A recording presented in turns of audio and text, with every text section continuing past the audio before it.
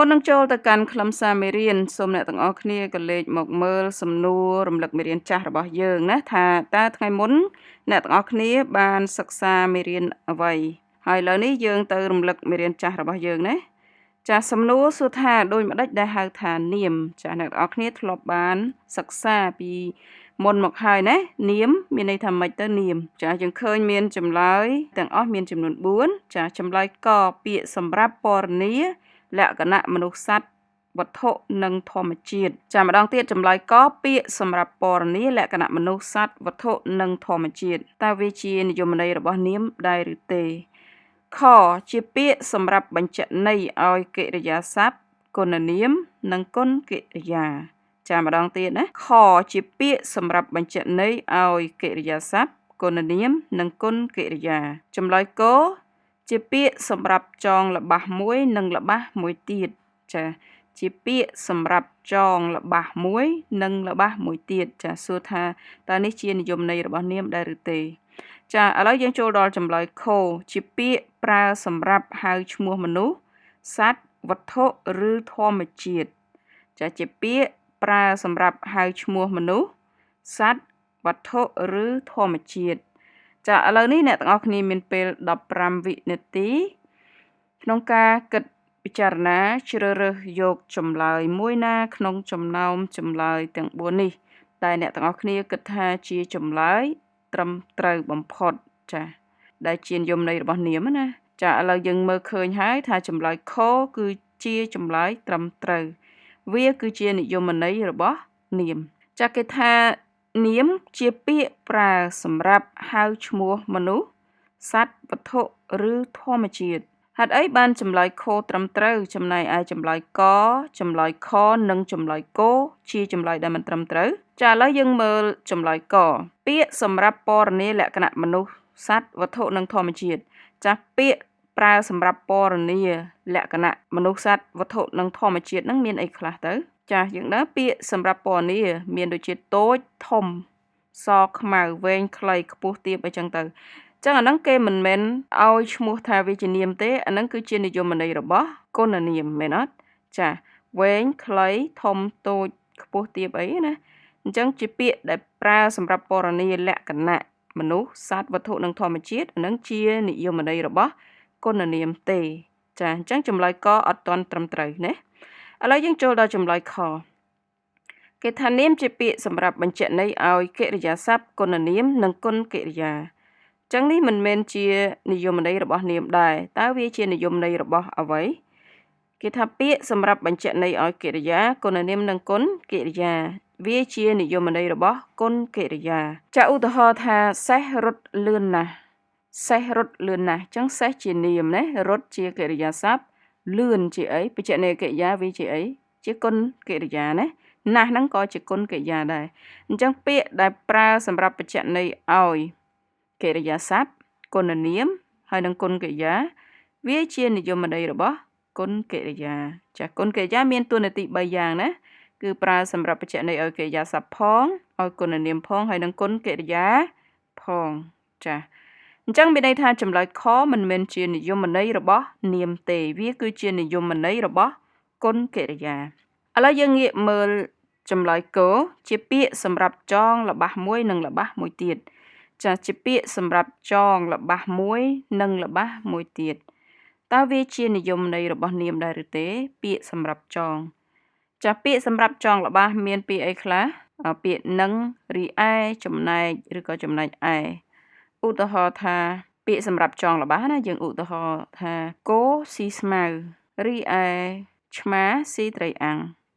ចាយើងឃើញពាក្យរីឯកន្លែងហ្នឹងអញ្ចឹងកន្លែងហ្នឹងរីឯហ្នឹងថ្នាក់ពាក្យជានាមអត់ចាវាមិនមានថ្នាក់ពាក្យជានាមទេเนาะអញ្ចឹងកន្លែងហ្នឹងវាជាថ្នាក់វាមានថ្នាក់ពាក្យជាឈ្នប់ចងចំពោះចាអញ្ចឹងចំពោះចម្លើយគោហ្នឹងគឺជាចម្លើយដែលមិនទាន់ត្រឹមត្រូវទេអញ្ចឹងចម្លើយដែលត្រឹមត្រូវគឺចម្លើយខអញ្ចឹងនាមគឺជាពាក្យប្រើសម្រាប់ហៅឈ្មោះមនុស្សសត្វរុក្ខជាតិឬធម្មជាតិចាឥឡូវយើងចូលទៅកាន់បំណកស្រាយចម្លើយនិយមន័យនៃនាមណាចានិយមន័យនៃនាមគឺជាពាក្យប្រើសម្រាប់ហៅឈ្មោះមនុស្សសត្វវត្ថុរុក្ខជាតិឬធម្មជាតិចាដូចជាមានពាក្យថាតុកហ្នឹងគឺជាវត្ថុណា សុភីគឺជាមនុស្សអញ្ចឹងហៅឈ្មោះមនុស្សណាបាក់សីវាជាអីចាបាក់សីហ្នឹងគឺសត្វណាគឺជាឈ្មោះសម្រាប់ហៅសត្វចាសត្វវាមានច្រើនប្រភេទមានសត្វពាហនៈមានសត្វបាក់សីមានសត្វចតុបាទអីចឹងទៅចំណែកឯរុក្ខជាតិទីនេះគឺមានដើមឈើចាដើមឈើវាជាឈ្មោះវាជានាមចាវាជាឈ្មោះដែលគេហៅមែនទេដើមឈើដើមស្វាយដើមដូងអីចឹងទៅអញ្ចឹងទាំងអស់ហ្នឹងគឺសុទ្ធសឹងតែជានាមសរុបមកវិញនាមជាពាក្យប្រើសម្រាប់ហៅឈ្មោះមនុស្សសត្វរុក្ខជាតិចាវត្ថុឬក៏ធម្មជាតិចាស់ជាបន្តយើងចូលទៅមើលរូបភាពមួយចាគេដាក់ថាតើពាក្យតថៈមានន័យដូចម្ដេចអ្នកទាំងអស់គ្នាមើលរូបនៅខាងឆ្វេងដៃនេះយើងឃើញមានគ្រោះថ្នាក់ចរាចរណ៍មួយបានកើតឡើងដែលបណ្ដាលដោយបុរសម្នាក់ដែលបើកឡានពណ៌លឿងទៅបុកកុមារាម្នាក់ដែលកំពុងតែជិះកង់ចាហើយនៅពីមុខនេះគឺមានអ្នកយកការសារព័ត៌មានណាអ្នកផ្សាយសារព័ត៌មានណាអញ្ចឹងអ្នកផ្សាយសារព័ត៌មានអ្នកដែលជួបហេតុការណ៍នឹងច្បាស់លាស់ហេតុការណ៍នឹងជាក់ស្ដែងចាអ្នកដែលជួបហេតុការណ៍នឹងជាក់ស្ដែងគាត់ក៏បានរាយការណ៍មកបញ្ចាំងក្នុងកញ្ចក់ទូរទស្សន៍ចាដែលយើងឃើញរូបខាងស្ដាំដៃគឺចាអ្នកដែលកំពុងមើលព័ត៌មាននឹងអញ្ចឹងព័ត៌មានដែលទទួលបានពីកញ្ចក់ទូរទស្សន៍នឹងគេឲ្យឈ្មោះថាតថៈចាអ្វីដែលយើងទទួលបានពីព័ត៌មានណាមួយចាឬក៏ព័ត៌មានដែលយើងទទួលបានតាមរយៈទូរទស្សន៍តាមរយៈការអានសៀវភៅតាមរយៈការស្ដាប់ឮនរណាម្នាក់មកដំណើរប្រាប់យើងអានឹងគេហៅថាតថៈណាចាសរុបមកវិញតើពាក្យតថៈហ្នឹងមានន័យដូចម្ដេចទៅចាពាក្យតថៈបើយោងតាមវចនានុក្រមខ្មែរឆ្នាំ2022ចាគេបានបង្ហាញពាក្យតថភាពណាគេអត់មានពាក្យតថៈទេប៉ុន្តែគេមានពាក្យតថភាពអញ្ចឹងគ្រាន់តែយកតថៈផ្សំជាមួយនឹងភាពតែប៉ុណ្ណោះចាអានថាតថភាពតថភាពហ្នឹងគឺមានថ្នាក់ពាក្យជានាមមានន័យថាភាពពិតជាក់ស្ដែងដែលជាទូទៅយើងតែងឃើញគេប្រើភ្ជាប់ជាមួយនឹងពាក្យថាសង្គមនិមិត្តប្រវត្តិសាស្ត្រអីជាដើមណាចាត្រង់នេះតថភាពសង្គមនេះគឺមានន័យថាភាពពិតជាក់ស្ដែងនៅក្នុងសង្គមចាមានន័យថាក្នុងសង្គមកើតមានរឿងអីចាគេយករឿងនឹងមកបង្ហាញដាក់ចូលទៅក្នុងស្នាដៃអក្សរសិល្ប៍ហ្នឹងគេហៅថាតថភាពសង្គមចាឧទាហរណ៍យើងអានពីសង្គមនៅសម័យលង្វែកយើងដឹងតាមរយៈរឿងទុំទាវយើងអាចហៅថាភាពពិតជាក់ស្ដែងនៅក្នុងសង្គមដែលយើងទទួលបានហ្នឹងគេហៅថាតថភាពសង្គមនាសម័យលង្វែកចាដែលយើងទទួលបានតាមរយៈការអានរឿងទុំទាវតថភាពនិមិត្តចាយើងឃើញមានពាក្យផ្សេងទៀតដូចជាតថភាពប្រវត្តិសាស្ត្រតថភាពប្រវត្តិសាស្ត្រមានន័យថារឿងដែលបានកើតឡើងជាប្រវត្តិសាស្ត្រចាឧទាហរណ៍ថាសម័យប៉ុលពតចាក្នុងនោះមានអ្នកនិពន្ធបានសរសេរសាច់រឿងដោយលើកពីតថភាពដែលគាត់បានជួបតថភាពប្រវត្តិសាស្ត្រដែលគាត់បានជួបនៅក្នុងសម័យប៉ុលពតយកមកចងក្រងជាសាច់រឿងចានឹងគេហៅថាតថភាពប្រវត្តិសាស្ត្រមានន័យថាពេលដែលយើងបានអានសៀវភៅរឿងរបស់អ្នកនិពន្ធនឹងយើងក៏ទទួលបាននៅតថភាពប្រវត្តិសាស្ត្រដែលលេចឡើងតាមរយៈស្នាដៃរបស់អ្នកនិពន្ធនឹងចាដូចនេះតថៈចាពាក្យថាតថៈហ្នឹងគឺមានន័យថាពិតណាប៉ុន្តែពិតហ្នឹងគឺពិតគឺរឿងរ៉ាវពិតដែលយើងទទួលបានអំពីការអានសៀវភៅឬបាន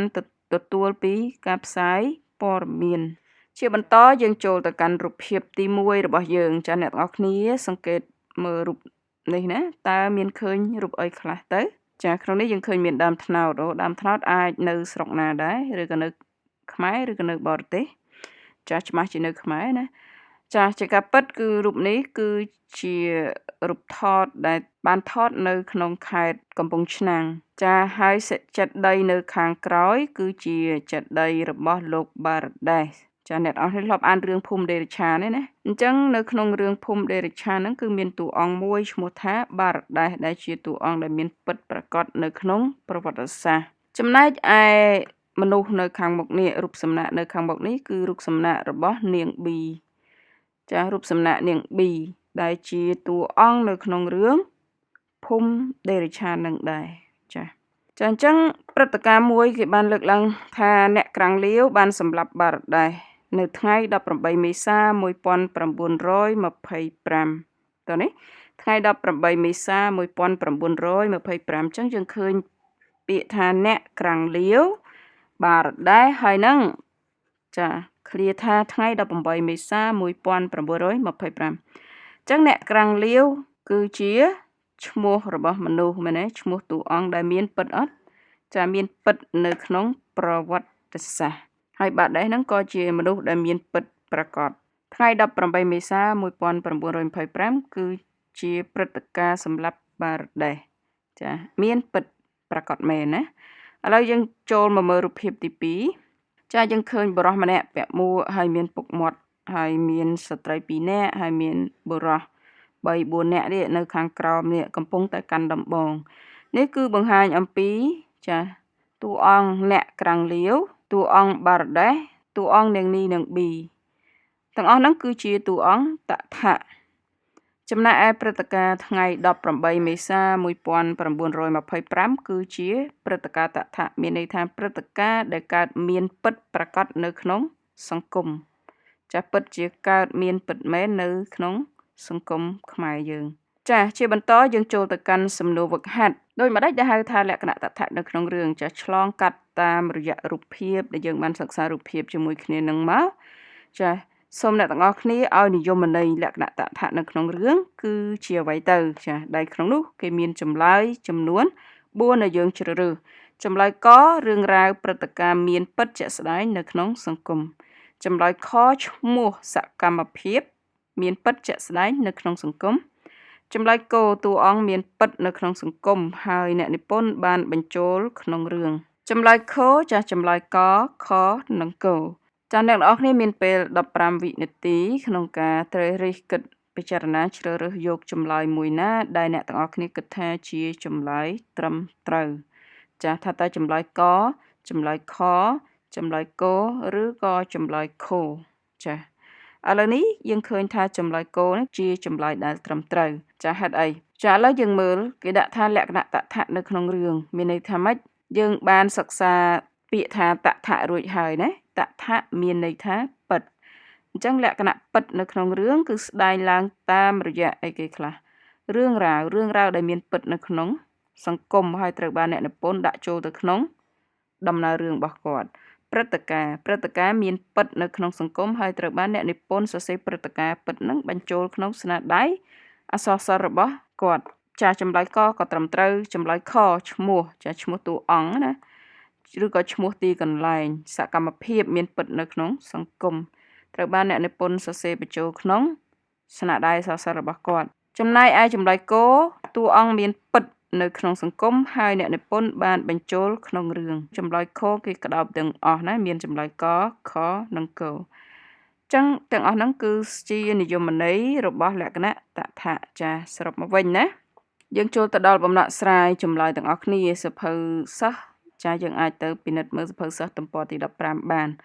លក្ខណៈតថៈនៅក្នុងរឿងគឺជារឿងរ៉ាវព្រឹត្តិការណ៍ឈ្មោះទីកន្លែងសកម្មភាពដែលមានពិតនៅក្នុងសង្គមជាក់ស្ដែង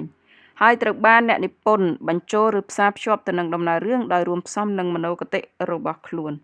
ចានេះគឺជានិយមន័យលក្ខណៈតថៈនៅក្នុងរឿងចាគឺសំដៅលើព្រឹត្តិការណ៍ឈ្មោះទីកន្លែងសកម្មភាពឬក៏ព្រឹត្តិការណ៍ណាមួយដែលមានពិតជាក់ស្ដែងនៅក្នុងសង្គមណាហើយត្រូវបានអ្នកនិពន្ធបញ្ចូលទៅក្នុងដំណើររឿងបញ្ចូលទៅក្នុងស្នាដៃអក្សរសិល្ប៍របស់គាត់ដោយរួមផ្សំនឹងមនោគតិរបស់ខ្លួនដោយរួមផ្សំទៅនឹងចិត្តគំនិតហើយនឹងគេហៅថាឧត្តមគតិរបស់អ្នកនិពន្ធណាដាក់បញ្ចូលទៅក្នុងស្នាដៃអក្សរសិល្ប៍នោះហើយម្យ៉ាងវិញទៀតសោតប្រភេទលក្ខណៈតថៈចាំមានដូចជាតួអង្គទីកន្លែងព្រឹត្តិការណ៍ណាចាតួអង្គដូចជាតួអង្គបារដែតួអង្គនាងនីនិងប៊ីនឹងជាដើមចំណែកឯទីកន្លែងមានដូចជាទីក្រុងភ្នំពេញព្រឹត្តិការណ៍នេះដូចជាព្រឹត្តិការណ៍17មេសា1975ចាឬក៏ព្រឹត្តិការណ៍សម័យប៉ុលពតនឹងឯងណាអញ្ចឹងប្រភេទតថៈគឺវាមានស្ដែងចេញតាមរយៈតួអង្គទីកន្លែងហើយនឹងព្រឹត្តិការណ៍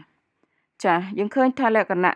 ថៈនៃរឿងមួយអាចស្ដែងចេញតាមរយៈតួអង្គពិតទីកន្លែងពិតព្រឹត្តិការណ៍ពិត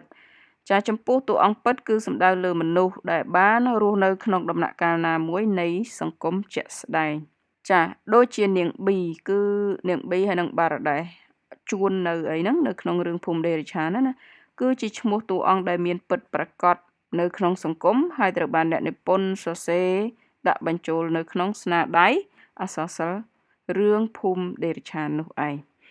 ចំណែកទីកន្លែងពិតគឺទីកន្លែងដែលមានក្នុងសង្គមជាក់ស្ដែងគឺជាឈ្មោះទីកន្លែងដែលមានពិតណាឧទាហរណ៍ដូចជាបាត់ដំបងភ្នំពេញចាកំពង់សោមកំពង់ធំឬក្រុងសនុអីជាដើមចាចំណែកឯព្រឹត្តិការណ៍ពិតវិញគឺព្រឹត្តិការណ៍ដែលបានកើតឡើងក្នុងសង្គមជាក់ស្ដែងចាដូចជាព្រឹត្តិការណ៍កោះពេជ្រព្រឹត្តិការណ៍រត់ជន់គ្នានៅកោះពេជ្រណាចាឬក៏ព្រឹត្តិការណ៍សម្លាប់បារដេសហ្នឹងត្រូវបានអ្នកនិពន្ធយកព្រឹត្តិការណ៍ហ្នឹងមកសរសេរបញ្ចូលក្នុងស្នាដៃរបស់គាត់ចាឥឡូវយើងងាកមកមើលរឿងប្រតិទិនថ្មីរះលើផែនដីចាស់ចាគេបានបង្ហាញពីតួអង្គរដ្ឋមន្ត្រីក្មេងគឺជាតួអង្គពិតតួអង្គរដ្ឋមន្ត្រីក្មេងហ្នឹងគឺសំដៅលើព្រះបាទនរោត្តមសីហនុនឹងឯងណាគឺជាតួអង្គរដ្ឋមន្ត្រីក្មេងចាចំណែកទីកន្លែងដែលមានក្នុងសង្គមជាក់ស្ដែងឬគេហៅថាទីកន្លែងតថៈឬទីកន្លែងពិតហ្នឹងគឺខេត្តបាត់ដំបងចំណែកព្រឹត្តិការណ៍ដែលបានកើតឡើងក្នុងសង្គមជាក់ស្ដែងគឺសមាជជាតិដែលរៀបចំឡើងដោយព្រះបាទនរោត្តមសីហនុចាគេតែងតែធ្វើសមាជនៅទីក្រុងភ្នំពេញណាចាជាបន្តយើងទៅពិនិត្យមើលឧទាហរណ៍បន្ថែមតាមរយៈរឿងចាផ្កាស្រពោនណាចាលក្ខណៈតថៈនៅក្នុងរឿងផ្កាស្រពោនគឺបង្ហាញអំពីជំនឿស្រោចទឹកការគន់គូចតារិស័យបញ្ជាន់រូបជាដើមចឹងទាំងអស់ហ្នឹងគឺជាប្រភេទព្រឹត្តិការណ៍តថៈហេតុអ្វីបានយើងហ៊ានអះអាងបែបនេះគឺដោយសារតែព្រឹត្តិការណ៍ទាំងអស់ហ្នឹងគឺវាមានពិតប្រាកដនៅក្នុងសង្គមខ្មែរដែលខ្មែរយើងពិតជាមានជំនឿលើការស្រោចទឹកការគន់គូចតារិស័យការទស្សន៍ទាយការបញ្ជាន់រូបជាដើមចាជាបន្តយើងទៅពិនិត្យឧទាហរណ៍បន្ថែមទៀតតាមរយៈរឿងកលាបៃលិនចាលក្ខណៈតថៈនៅក្នុងរឿងកលាបៃលិនគឺបានបង្ហាញពីខេត្តបាត់ដំបងខេត្តបៃលិនជាដើមដែលទាំងអស់ហ្នឹងគឺជាប្រភេទទីកន្លែងតថៈពោលគឺវាមានពិតប្រាកដនៅក្នុងប្រទេសកម្ពុជាណាតែនឹងគេហៅថាទីកន្លែងពិតឬក៏ទីកន្លែងតថៈនោះឯងចាជាបន្តយើងចូលទៅកាន់ការសរុបខ្លឹមសារសង្ខេបនៃមេរៀននេះទាំងមូលតែម្ដងណា